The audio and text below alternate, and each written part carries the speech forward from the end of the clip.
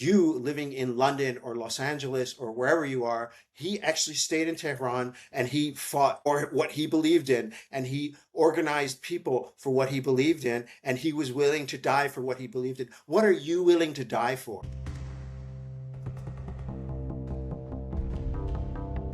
He lived to 86 years and he ruled Iran for the last 37 of those. And even before that, he was a major figure in the Islamic Republic. Ali Khamenei was buried. He was given his funeral procession over the weekend in ceremonies that are ongoing. It was a kind of a big news this weekend. I spoke about it a bit on television channels, but I wanted to talk a little bit about the former supreme leader of Iran, whose son Mujtaba is now in charge. This is in many ways not that interesting of a person. I think he had a kind of interesting life trajectory. I don't think he was a particularly creative ruler or a thinker. I think he had one aspect of his style of leadership that might have benefited, that may have helped him rule the country, but I don't know how much of it helped Iran, is that he was willing and open to listening to people who were around him.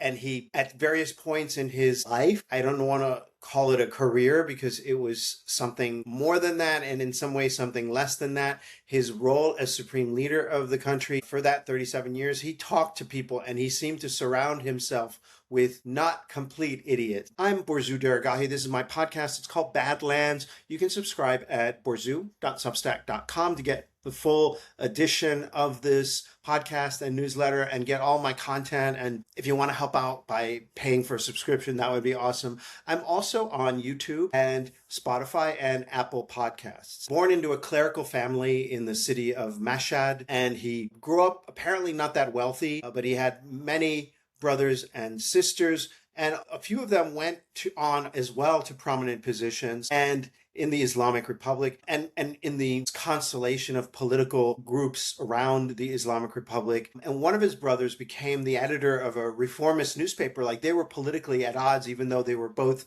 supportive of the revolution. And his sister, I believe it was, married and involved with the MKO, the Mujahideen Khalq organization. And at some point, she was, I think, in danger of going to prison. Khamenei might have saved her from going to prison. But it just shows that there was a little bit of political diversity in the family. And I think that says a lot about Iran. He was brought to power because people thought he would be weak. Ali Akbar Hashemi Rafsanjani, who was considered the big power in Iran right around the time that Ayatollah Khamenei died, appeared to have thought and calculated that he would be a weak enough guy that he, as president, Rafsanjani as president, could dominate until he either could become supreme leader himself, Rafsanjani, or just change the system around. Rafsanjani's problem is that he didn't have the black turban of being a descendant of the Prophet Muhammad, and so it was more difficult for him to get a top clerical position and to get the kind of respect that would be needed at that time to be the supreme leader. So I think he was content to having his buddy Khamenei be in charge. And I think that Khamenei outlasted Rafsanjani, obviously. He also outmaneuvered Rafsanjani, and he did that primarily by partnering with the Revolutionary Guard. I think that there was one key moment in history around like 1999 when Khamenei could have made a decision for the better. He could have taken the direction that the country and the people wanted to go to after the election of President Mohammad Khatami, and the obvious sign that the Iranian people wanted change and reform. But he didn't really take that direction. He listened to the hardliners in his circle. He, I think, perhaps haunted by the experience of the Soviet Union, which as soon as it started to reform and liberalize, it led to its ultimate collapse. He thought that that was what would be Iran's fate as well. So instead of allowing the system to become more liberal and more open and engage in a kind of reform process, he went the opposite direction. And that was a key moment in history, 1999. And when he made that fateful decision, I think it sealed the enmity between the vast majority of the Iranian people and the leadership of the country. Because the clergy, although they dominate the judiciary, and that's a really important thing, they don't have a lot of power or authority. They definitely don't have a lot of social standing, whereas the Revolutionary Guard, with its vast empire of former recruits and companies and involvement in various his business ventures and so on. It has way more just concrete power. And the real problem right now in Iran, I think, is more the judiciary than the IRGC, which is more socially complex and more susceptible to the trends in the country at large, whereas the clergy is kind of in this cloistered environment. I think that Khamenei's tenure was ultimately a failure. I think some people who are pro-regime people will say, hey, what are you talking about? He came up with this defense strategy that ultimately foiled both the United States and Israel.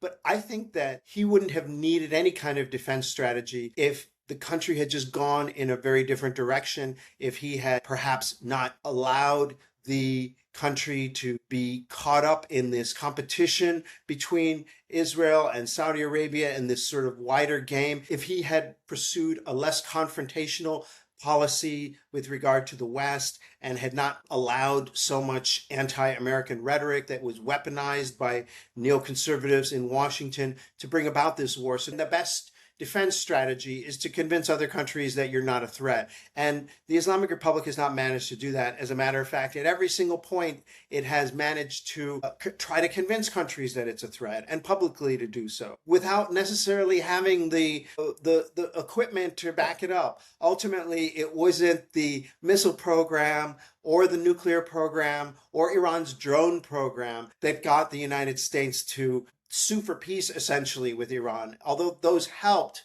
what really was the winning point and the winning card for Iran was something that the supreme leader had nothing to do with, something that the Islamic Republic had nothing to do with. It was just the grace of a higher power that put Iran in a position to close off the Strait of Hormuz and bring the world economy to its knees. So I think in that sense, he was a failure. And if you look at the GDP numbers, like, for example, comparing Turkey and Iran over the last 30 or 40 years since Khamenei has been in charge, it just shows how badly Khamenei has mismanaged the country, mismanaged the economy. And this is a guy who often emphasized the importance of economy. He wasn't like his predecessor, Ali Khamenei, who was like, people don't care about the price of watermelon. They care about these other issues that are like the dignity of Islam and the country. Khamenei was always trying to pose as a decent manager, and he would speak about corruption, and he would speak about privatization and the need to get the economy going and urge various governments to do something about the economy and so on. So even on his own metrics, he was a failure because people are not happy with the economy in the country, the way it's been developed, and the corruption that he has allowed under his watch. A lot of people were shocked and surprised by the number of people who are out on the streets of Iran over the weekend and right now crying for the supreme leader. I don't think that's a majority position in Iran. I definitely don't think that's a majority position to be weeping for Ali Khamenei in the diaspora. I think it's a very significant minority of people in Iran who were sympathetic to the supreme leader and or even supported the Islamic Republic and continue to support the Islamic Republic, even if by default. You know, I think in a lot of countries, there are a significant number of people who, like it or not, they just support the government, whatever the government is. That's the easy position to take. And I think a lot of people in Iran who live in Iran, they just take that easy position and support the government because it's their government and it controls stuff. And so it's the patriotic position to support the government, and they identify supporting Iran with supporting the government. Those people are out there too, mourning for the loss of the supreme leader, especially since he kind of died a hero's death that I don't think he deserved, but he did die a hero's death. He died as a result of an Israeli bomb. He wasn't hiding in a bunker. He was in his own office, attending to his own matters with relatives, including small children around who were also killed in that same Israeli airstrike. And that brings him points. And it's also an act of, I think, terrorism to kill civilians in that way. But it also gives him a certain amount of credibility. It's like, you know what? He died for the cause that he believed in, unlike Syria's Bashar al-Assad, or other leaders who scampered off into exile or wherever just to avoid, something happening to them or their family, protecting their own personal interests over everything else. He didn't do that. And so I think that garnered him from some sympathy. I also think it's really just unhelpful for people out there in the diaspora who really, they don't know much about Iran. They think, oh, every Iranian that I know says that they hate the Islamic Republic. Well, of course, because you're in exile. And if you are exiled from a country for political reasons, you're going to hate the country that you're exiled from. And so, of course, you're only going to hang out with other people who hate the regime. You're not going to hang out with pro-regime people or people who are somewhat indifferent to the regime or people who are just like, you know what, I don't care about the regime. I just want to live my life and go back to Iran now and then and accommodate whatever regime happens to be in power, whether it's the Pahlavis or the Qajars or the Islamists or whoever the hell is in charge there. So I think that it's really unhelpful for those people who are out there in the diaspora. And if you're in the diaspora and you're an Iranian and you're watching or listening to this, just heed these words. You don't do anything for the people of Iran. You've done nothing but bring upon Iran a really awful war that actually empowered the most hardline people in the country, including Ali Khamenei's now very embittered son, Mujtaba, that gave more power to the Revolutionary Guard that you say that you despise, and also just hurt a lot of innocent people and killed a lot of people. When you go out there and you say, oh, we can't be talking to the Iranian regime, we have to they don't understand diplomacy, and you act as if you are from Iran, it's really harmful. It's really damaging because you basically say, no, we have to sanction Iran because you know what? Sanctions is a form of a war. And sanctions ultimately, when a country gets frustrated with sanctions, you know what they do? They go to war. Blockade is war. A blockade on a country is an act of war. Look it up if you don't believe me. And so I just am really sick of diaspora people who are like, oh, this is all fake. These people who are out on the street that are crying, maybe they're not a majority. I agree with that. I'm not crying for the Supreme Leader, Ali Khamenei, but we have to accept that a lot of people support him and that the way he died was inspiring to a lot of people in the country. Because unlike, you living in London or Los Angeles or wherever you are, he actually stayed in Tehran and he fought for what he believed in and he organized people for what he believed in and he was willing to die for what he believed in. What are you willing to die for? What are you willing, even your family, are you willing to die for that? So that just shows that he is someone that you can't ignore. And the people that support him, you can't ignore either because they're a significant part of the country and you can't just dismiss them as occupation. I don't know where that comes from. The Iranian Revolution of 1978-79 was a world historical event. Revolutions happen. They happen in France. Was Napoleon an occupying force in France? He ultimately took over after the revolution. Were Robespierre, were they occupiers, foreign occupiers? So I don't understand this. All these Islamic occupiers of Iran. You sound like clowns. So I would just be quiet and read some books or just get going, leave, just get lost, actually. So anyway, I recently spoke on India's NewsX in a couple interviews about the recent funeral processions, the ongoing funeral processions in Iran, and you can listen in on the following interviews. Let's discuss this burial that is about to take place on July 9th.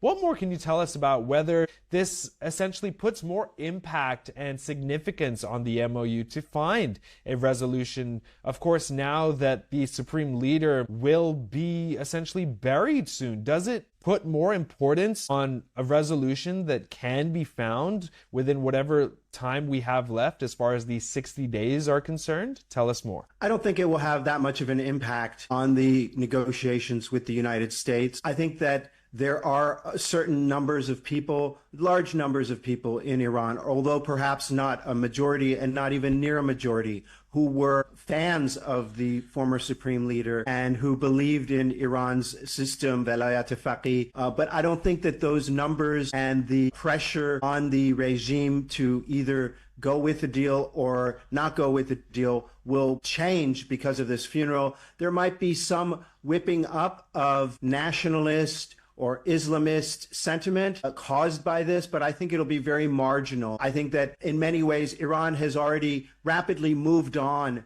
from the era of the former Supreme Leader, Ali Khamenei. Wars tend to really quickly change political and strategic topographies. And this war really changed Iran in a very rapid way.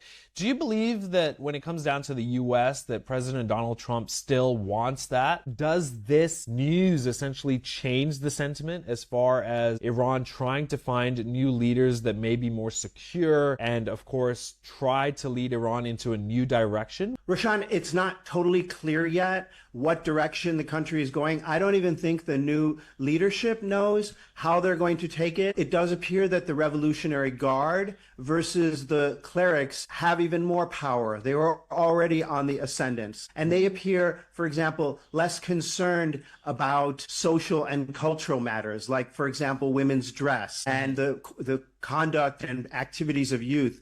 On the other hand, they're a lot more nationalistic and a lot more assertive, for example, about Iran's rights, and perhaps a little bit more aggressive. The supreme leader, the former supreme leader, was very careful. No one could accuse him of being very into risks and high-risk gambits. And this particular crop of new leadership might be more willing to take part in risky adventures. I think that Iran has already made a lot of changes, a lot of strides in how it conducts itself internally and domestically. And that's not because of the regime. That's because of the people demanding change. I think that if sanctions were eased and Iran's international relations were cooled down, it didn't have so many conflicts with its neighbors and with global superpowers like the United States, it would ease the pressure on the regime and allow it to become a quote-unquote more normal country. It would allow also, if the economic burdens on the people were alleviated, it would allow the country's middle class to emerge and assert itself more powerfully. Is this primarily a gesture of diplomatic protocol, or does it signal that many nations are determined to keep channels